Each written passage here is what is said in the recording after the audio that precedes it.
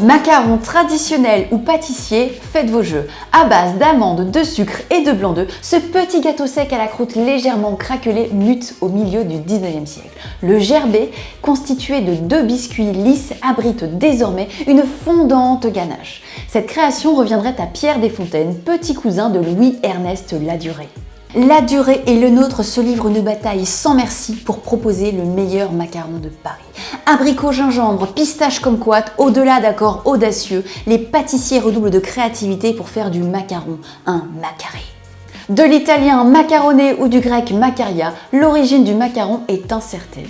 Les pâtissiers de Catherine de Médicis l'ont-ils réellement amené à la cour de France? Le dictionnaire de la gourmandise révèle qu'au 9e siècle, l'abbaye de Cormery en Indre-et-Loire confectionne les premiers macarons de France. En 1630, la recette tombe dans le domaine laïque lorsque des sœurs originaires de Saint-Émilion partagent leurs secrets de fabrication.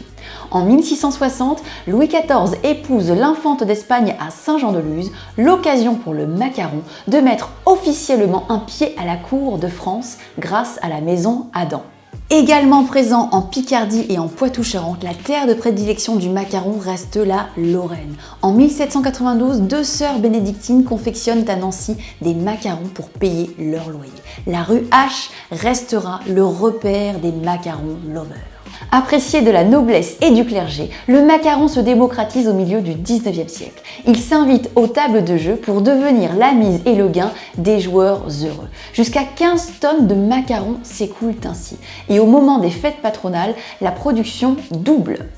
Aujourd'hui, des maisons emblématiques comme Ladurée, Fauchon, Pierre Hermé et Dalloyau écoulent à elles seules jusqu'à 38,5 millions de macarons par an. Pensez à amener une boîte de macarons pour vos prochaines parties de poker, même si vous êtes couché, vous aurez de quoi vous réconforter. Taguez-nous pour nous assurer que vous n'avez pas perdu le goût.